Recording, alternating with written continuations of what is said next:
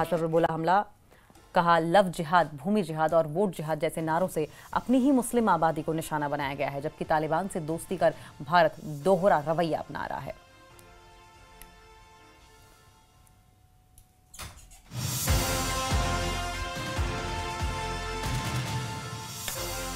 ये breaking news सामने आ रही है और बीजेपी ने 4 में से 3 राज्यसभा सीटों पर कैंडिडेट घोषित कर दिए हैं। जम्मू कश्मीर बीजेपी की ओर से बीजेपी के जो अध्यक्ष है सत शर्मा, इन्हें राज्यसभा का टिकट दिया गया है। वहीं राकेश महाजन और अली मोहम्मद मीर को भी मैदान में उतारा गया।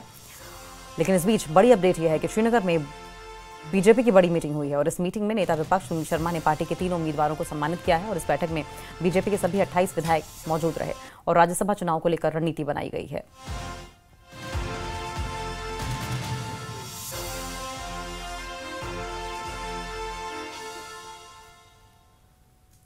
तो बड़ी खबर सामने आ रही है। बीजेपी ने 4 में से 3 राज्यसभा सीटों पर कैंडिडेट्स घोषित किए हैं।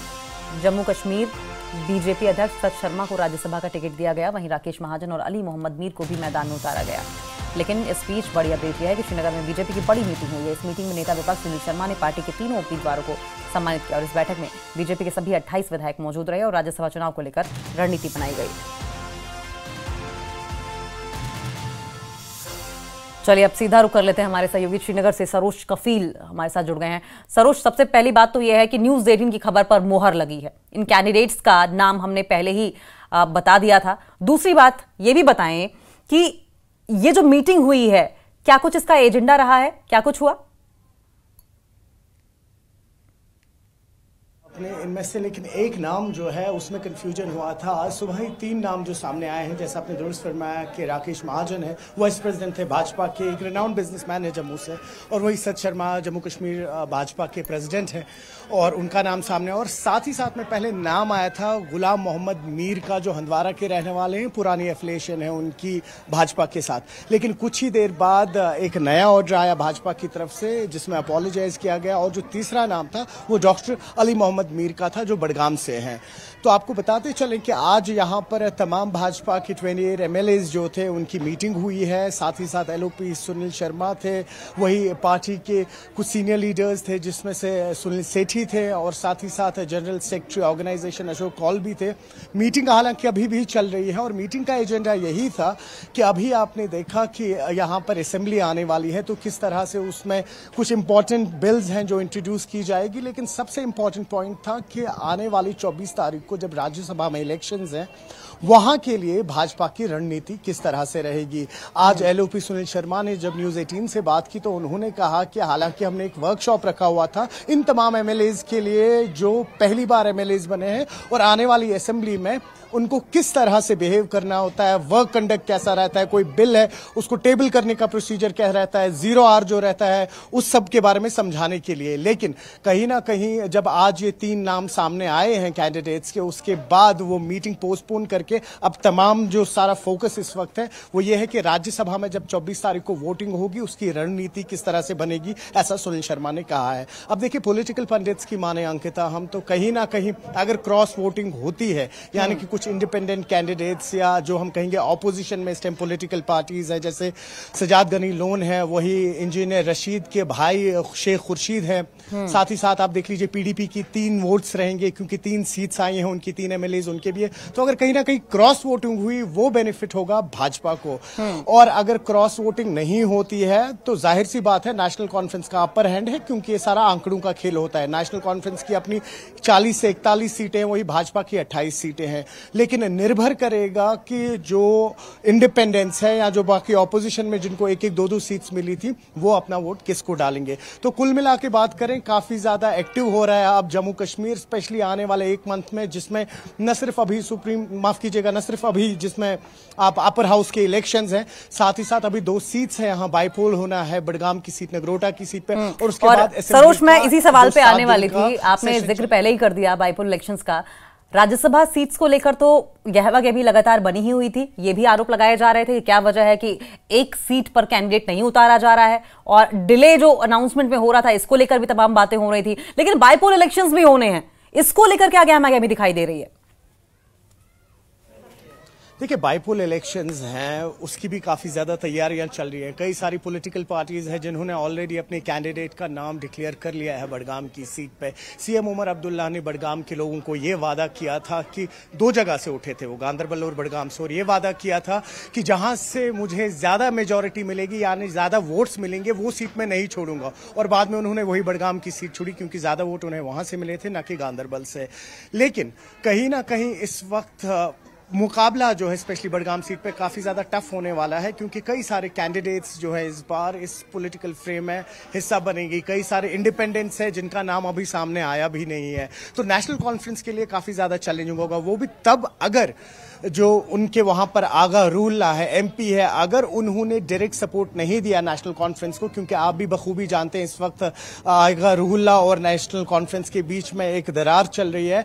तो अगर वहां पर आगा रूहुल्ला खुद कैंपेनिंग के लिए बाहर नहीं आए तो नेशनल कॉन्फ्रेंस का जीतना वहां थोड़ा सा मुश्किल है। जो एडवांटेज मिल सकता है फिर आगा मुंतजिर को, जो पीडीपी के पोटेंशियल कैंडिडेट है, क्योंकि लास्ट टाइम उमर अब्दुल्ला के जो सबसे करीब पहुंचा था बडगाम में वो आगा मुंतजिर ही थे। तो अगर आप कुल मिला के बात करें, देखिए सबसे पहले इंटरेस्टिंग तो यहां पर इस वक्त ये कि साथ ही साथ कांग्रेस की भी इस वक्त मीटिंग चल रही है। जब हम लोग बात कर रहे हैं अंकिता, देखिए कांग्रेस को अभी एक सीट भी नहीं मिली है। इंडिया अलायंस में नेशनल कॉन्फ्रेंस के साथ है। नेशनल कॉन्फ्रेंस ने 3 नाम तो दे दिए राज्यसभा के, बचा 1 नाम। तो जब नेशनल कॉन्फ्रेंस से पूछा गया कि क्या आप एक सीट कांग्रेस को देंगे, तो दबे अल्फाजों में उन्होंने कहा हमने पिछले असेंबली इलेक्शंस में यानी कि 2024 में ऑलरेडी कॉम्प्रोमाइज कर लिया है काफी सारी सीट्स पे, लेकिन अब हम शायद राज्यसभा में 4 नाम अपने देंगे। तो अब कल पे सबकी नजरें हैं कि क्या कहीं ऐसा तो नहीं होगा कि नेशनल कॉन्फ्रेंस के जो प्रेसिडेंट है डॉक्टर फारूक अब्दुल्ला, उनका नाम सामने आएगा। वही कुछ लोग ये भी कह रहे हैं कि कांग्रेस जो है उनका एक कैंडिडेट जिसका नाम रमन भल्ला है, शायद वो सामने आ सकता है। लेकिन कहीं ना कहीं कांग्रेस को ये चीज सही नहीं लग रही है, क्योंकि आपको याद होगा जिस दिन 8 अक्टूबर 2024, लेकिन सरोज सवाल ये भी है कि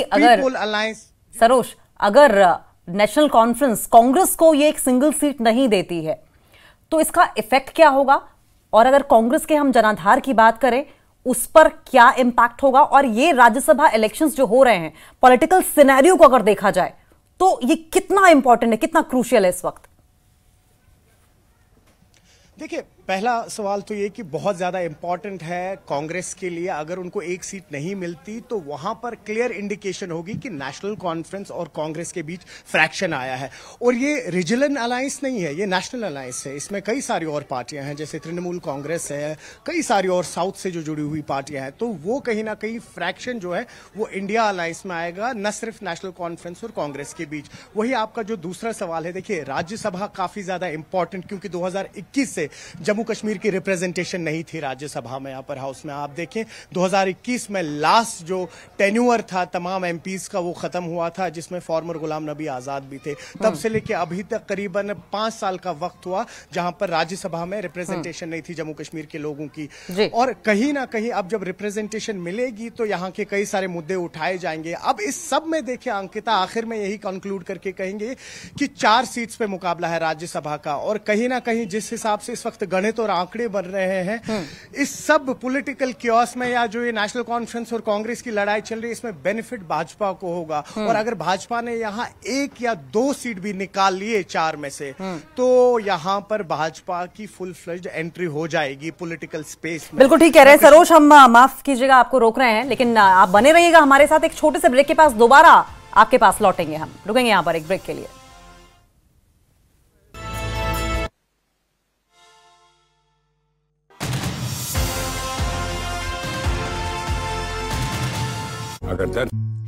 हर माँ की एक ही है फेवरेट चीज, में तेरे है छाया, खाने को बनाए वो लजीज, स्वाद को लाए सेहत के करीब, जी भर के खा लो पाओ माँ का आशीष, पल पल की शक्ति, हर माँ का भरोसा प्यार से परोसा, पतंजलि शुद्ध गाय का घी। सेठ दीनदयाल अपने बेटे से धंधे को लेकर बस एक ही बात बोलते थे, जिससे मौका चूका उसका धंधा सूखा, और मौका था बिजनेस को एक नई उड़ान देने का, तो हमने चौका मार दिया। न्यूज 18 जम्मू कश्मीर लद्दाख हिमाचल जैसे चैनल के साथ अपने ब्रांड को जोड़ने के लिए advice.nw18.com पर लॉगिन किया और डिटेल्स भरते ही एडवाइस की तरफ से मिला तुरंत कॉल बैक। यही है मौका, मार दो चौका। राज्यसभा चुनाव के लिए बीजेपी ने 3 सीटों पर उतारे उम्मीदवार। प्रदेश अध्यक्ष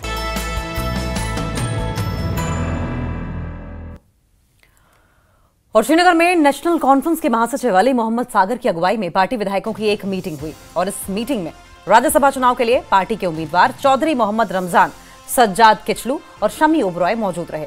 इसके अलावा कैबिनेट मंत्री सकीना इत्तू, जावेद राणा, जावेद डार और मुख्यमंत्री के सलाहकार नासिर असलम वानी भी बैठक में शामिल हुए और इस बैठक में आगामी राज्यसभा चुनावों को लेकर पार्टी की स्ट्रेटेजी पर बहुत ही विस्तार के साथ चर्चा की गई। और वहीं श्रीनगर में कांग्रेस की अहम बैठक जारी है, जिसका जिक्र अभी हमारे सहयोगी सरोज कफील कर भी रहे थे। श्रीनगर कांग्रेस मुख्यालय में ये मीटिंग हो रही है। तारिक हमीद कर्रा की अध्यक्षता में बैठक हो रही है। जीए मीर, पीरजादा मोहम्मद सईद, रमन भल्ला, मूला राम, चौधरी लाल सिंह और अन्य वरिष्ठ नेता भी इसमें मौजूद रहे। ये मीटिंग की तस्वीरें भी हम आपको कांग्रेस पार्टी की दिखा रहे हैं। इससे पहले नेशनल कॉन्फ्रेंस की जो मीटिंग हो रही थी उसकी तस्वीरें आपने देखी थी। श्रीनगर कांग्रेस का जो हेडक्वार्टर्स है वहां पर यह मीटिंग लगातार जारी है। श्रीनगर से सरोज हमारे सहयोगी लगातार जुड़े हुए हैं।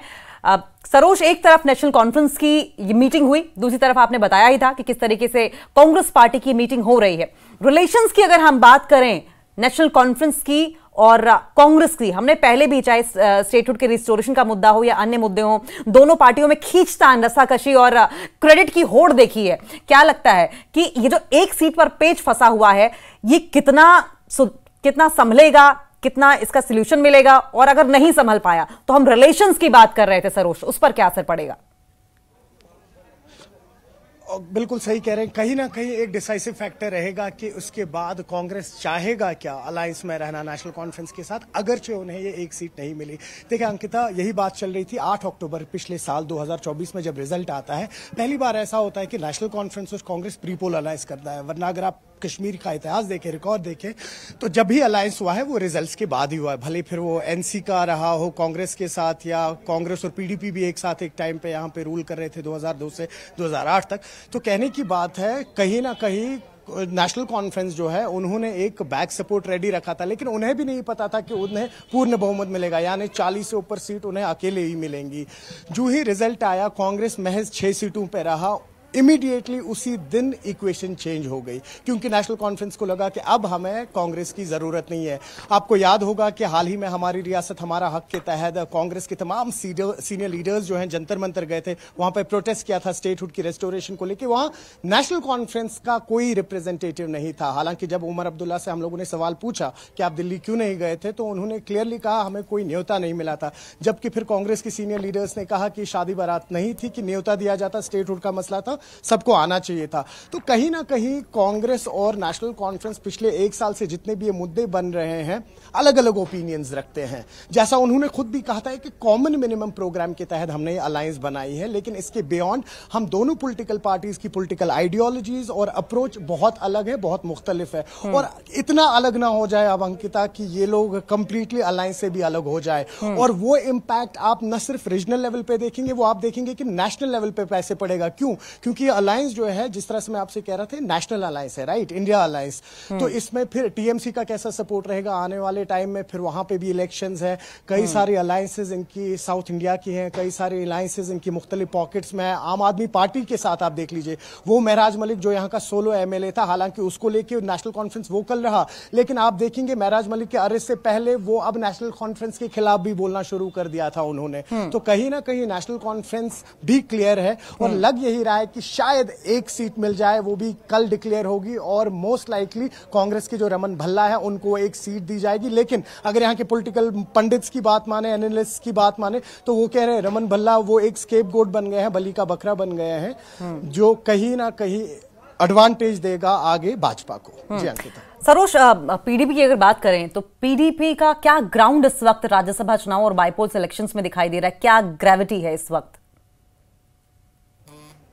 देखिए, पीडीपी जो है ये एक बहुत डिसाइसिव फैक्टर जिसे हम कहेंगे, या बहुत इंपॉर्टेंट फैक्टर जो है, रोल जो है प्ले कर रहा है। हालांकि महज 3 सीटें हैं इनकी, 3 एमएलएज हैं इनके, एक नॉर्थ कश्मीर से हैं, 2 साउथ कश्मीर से हैं, लेकिन 3 वोट हैं इनके अभी राज्यसभा में, जब अभी इलेक्शंस आने हैं 3 वोट इनके हैं, 3 एमएलएज के। अगरचे पीडीपी ने क्रॉस वोट किया वो भाजपा को बेनिफिट होगा। हालांकि पीडीपी बार बार यही बात कह रहे हैं कि कुछ भी हो जाए हम भाजपा को वोट नहीं देंगे। तो एक तो ये 3 वोट इंपॉर्टेंट है, और कुछ इंडिपेंडेंट कैंडिडेट्स है जैसे अवामी इत्तेहाद पार्टी इंजीनियर रशीद के जो भाई हैं शेख खुर्शीद, उनका वोट है एक। साथ ही साथ सजाद गनी लोन जिनकी जम्मू कश्मीर पीपल्स कॉन्फ्रेंस है, उनका वोट एक है। तो ये 5 वोट हो गए। उसके बाद कुछ इंडिपेंडेंट्स हैं। तो अगर भाजपा के 28 होते हैं, ये 5 वोट क्रॉस हो जाते हैं और प्लस कुछ इंडिपेंडेंट्स भाजपा को वोट देते हैं, तो कहीं ना कहीं भाजपा न सिर्फ 1-2 सीटें निकाल सकता है 4 में से। अब ये सारा डिपेंड करता है, अगर हॉर्स ट्रेडिंग नहीं हुई, क्रॉस वोटिंग नहीं हुई, तो बीजेपी जो, ये माफ कीजिएगा पीडीपी जो है, ये भी अपना एक किरदार निभा रहे हैं इस वक्त। हालांकि स्टेक इनका कम है, 3 सीट्स है, लेकिन राज्यसभा में इनका काफी ज्यादा इंपॉर्टेंट रोल रहेगा कि ये 3 जो वोट्स रहेंगे वो किसको देंगे। और वही अगर हम यहां पर असेंबली इलेक्शंस की बात करें तो एक बहुत इंपॉर्टेंट और पोटेंशियल कैंडिडेट है इस बार पीडीपी का यहां बडगाम से, जिस तरह से मैं आपसे कह रहा था आगा मुंतजिर, काफी ज्यादा चांसेस हैं उनके भी विनिंग के।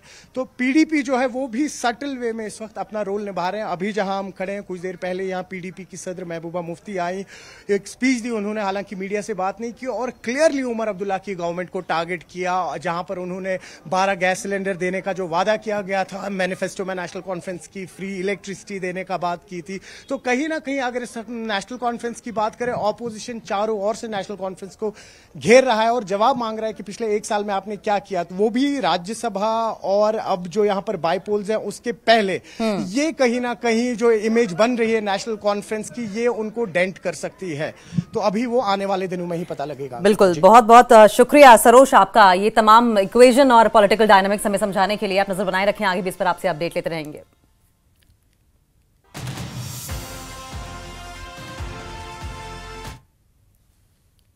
वहीं श्रीनगर में पीडीपी ने कार्यकर्ता सम्मेलन का आयोजन किया, जिसमें पार्टी प्रमुख महबूबा मुफ्ती भी शामिल हुई। बैठक में राज्यसभा चुनाव और बडगाम और नगरोटा सीट पर होने वाले विधानसभा उपचुनाव को लेकर चर्चा की गई।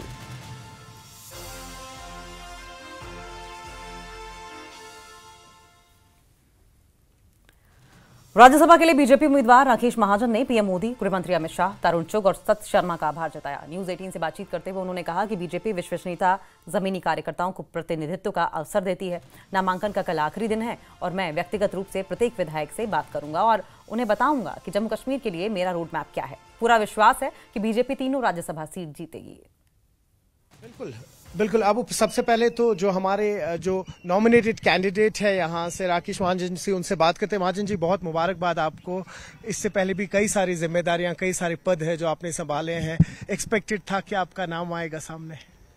देखिए, मैं धन्यवादी हूँ अपने राष्ट्रीय नेतृत्व का, आदरणीय प्रधानमंत्री नरेंद्र भाई मोदी जी का, अपने राष्ट्रीय अध्यक्ष जेपी नड्डा जी का, अमित शाह जी का, आदरणीय गृह मंत्री जी का, और खासकर मेरे जो राष्ट्रीय महामंत्री तरुण चुग जी हैं, जो प्रभारी भी हैं हमारे जम्मू कश्मीर के, मैं उनका आभार जताना चाहूँगा।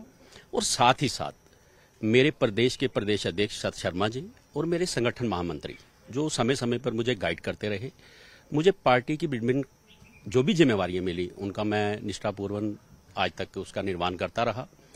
ये भारतीय जनता पार्टी है, किस वक्त किस कार्यकर्ता को किस जिम्मेवारी के साथ बांध दे, ये हमारी भारतीय जनता पार्टी का परंपरा रही है। मैं तमाम उन कार्यकर्ताओं से एक ही अपील करना चाहूँगा कि अगर मुझ जैसे एक छोटे से कार्यकर्ता को आज राज्यसभा जैसे उच्च पद के लिए मुझ जैसे एक छोटे से कार्यकर्ता का अगर नाम घोषित करते हैं तो ये भारतीय जनता पार्टी में ही संभव है। यहाँ ही एक कार्यकर्ता की इज्जत मिलती है, यहाँ ही एक कार्यकर्ता फलता फूलता है। और ये बताइए कि किस तरह के चैलेंज रहेंगे? अगर आंकड़ों की बात करें तो 28 वोट है, 28 सीटें हैं आपकी, अपने 28 एमएलए हैं आपके साथ, लेकिन ऑपोजिशन की भी बात करें तो उनके जो आंकड़े हैं थोड़ा सा ज्यादा है। देखिए, कल नॉमिनेशन है हमारी, आज हमारे सभी विधायकगण यहाँ पे उपस्थित हैं। कल नॉमिनेशन के बाद क्या पार्टी की स्ट्रेटजी बनती है, किस तरह से हम काम करते हैं, मेरा व्यक्तिगत यही रहेगा कि मैं सभी विधायकगण जो है उनसे के साथ बात करूंगा, अपनी भूमिका उनके सामने रखूंगा। मुझे पूर्ण उम्मीद है कि अच्छे मतों से हम तीनों के तीनों प्रत्याशी जो हैं राज्यसभा जाने में सफल होंगे, मुझे पूरी इसकी आशा है। और पार्टी भी इसीलिए तीनों के तीनों हम जैसे छोटे से कार्यकर्ताओं को मैदान में उतारा है। मुझे उम्मीद है कि हम निराश नहीं होंगे। महाजन जी, बहुत शुक्रिया, आपने वक्त दिया। तो आपने देखा इस तरह लगातार इस वक्त भाजपा की मीटिंग्स चल रही हैं और अभी अभी आपने सुना कि कई सारे जो कैंडिडेट्स हैं, भाजपा ने अपने नाम भी सामने रखे हुए हैं, जिसमें एक बहुत बड़ा नाम आया है राकेश महाजन का। इससे पहले कई सारी जिम्मेदारियां निभाई हैं इन्होंने भाजपा के लिए। तो अब आप देख सकते हैं इस वक्त भी इंपॉर्टेंट मीटिंग चल रही है, उसके बीच में से आए हैं। और जो मीटिंग है आज, हालांकि पहले ये कहा गया था कि एक वर्कशॉप भी होगा क्योंकि अभी असेंबली सेशन आने वाला है, तो कई सारे फर्स्ट टाइम एमएलएज हैं जिनको एक प्रॉपर ट्रेनिंग दी जाएगी कि बिल किस तरह से टेबल की जाए है, अपना आर्गुमेंट किस तरह से पेश किया जाता है, 0 आवर का कॉन्सेप्ट क्या रहता है। लेकिन वही आज वो मीटिंग पोस्टपोन हुई है और अभी जो आज ये तमाम 28 एमएलएज यहां पर पहुंचे हैं, जो 24 तारीख को इलेक्शन होने वाले हैं राज्यसभा के, उसमें वोटिंग होगी, उस रणनीति को डिसाइड करने के लिए आज तमाम एमएलएज यहां इस वक्त भाजपा के मौजूद हैं। और साथ ही पार्टी के जो तमाम सीनियर लीडर्स है, लीडर ऑफ ऑपोजिशन है यहाँ पे सुनील शर्मा, साथ ही साथ अशोक कौल भी है जनरल सेक्रेटरी ऑर्गेनाइजेशन के। तो एक माहौल बन रहा है इस वक्त ओवरऑल। और जिस वक्त हम अभी बात कर रहे हैं, साथ ही साथ इस वक्त कांग्रेस की मीटिंग भी चल रही है और नेशनल कॉन्फ्रेंस की भी मीटिंग चल रही है। जी अबू। और उधमपुर में जम्मू श्रीनगर नेशनल हाईवे पर नरसू नाला बाजार क्षेत्र में भूस्खलन हुआ और इस भूस्खलन की चपेट में आकर एक होटल समेत 3 दुकानें ढह गईं। हालांकि इस हादसे में कोई हताहत नहीं हुआ, लेकिन तीनों दुकानें और होटल पूरी तरीके से मलबे में तब्दील हो गए। पिछली बार अगस्त में भी यहां भूस्खलन हुआ था, जिसकी वजह से इन दुकानों को खाली करा दिया गया था और अब इनमें कोई सामान नहीं था। ये नरसू नाला मकाम है, यहाँ पर जो है सुबह 8 बजे जो है लाइट्स रहेंगी, ये शुरू होगी, आस्ता आस्ता पस्सी आना शुरू हो गई। तो अचानक से जो है ये सारी ऊपर से पस्सी आ गई और सारी दुकानें जो डैमेज हो गई। पूरी मार्केट जो है, जो पूरी मार्केट को नुकसान पहुंचा है। अभी ये शुरू काम कर रहे थे बच्चे अंदर, तो आवाज़ें आने लगी, तो एकदम से जो है हमने जो है आदमी को निकाल दिया। तो बाकी जो है माल, बाकी जो सामान था वो रह गया। सामान का तो बहुत ज़्यादा नुकसान हुआ है, लेकिन जानी नुकसान कोई नहीं हुआ। जानी नुकसान ये पूरी पस्सी, पूरा एरिया ऊपर से आप देख रहे हैं, नहीं, पूरा एरिया जो है एकदम से ऊपर से आ गया। तो उससे दुकानें तो सारी एकदम जो है मलबे के ढेर बन गई। तो बाकी जानी नुकसान जो है बच गया, जानी नुकसान कोई नहीं हुआ यहाँ पर। बस हमें जो है जितने ये बेरोज़गार लोग हैं, कम से कम इस मार्केट पर 200-300 घर चलते थे ना। किसी की सत्तू बिक रहा, किसी कोई सत्तू बना रहा, कोई मजदूरी कर रहा था, कोई जो है अपना दिहाड़ी लगाकर जो अपने बच्चों का पेट पाल रहा था। तो सबका यहाँ से रोज़गार चल रहा था। लेकिन अचानक से ये हादसा आ गया कुदरत की तरफ से। तो अब जो है यहाँ तो नुकसान को आप देख सकते हैं कितना नुकसान हुआ है, कितने लोग जो है यहाँ से रोटी रोज़ी कमा रहे थे और सबका आज जो है रोटी रोज़ी कमाने का जो ज़रिया था वो उनसे छीन लिया गया है।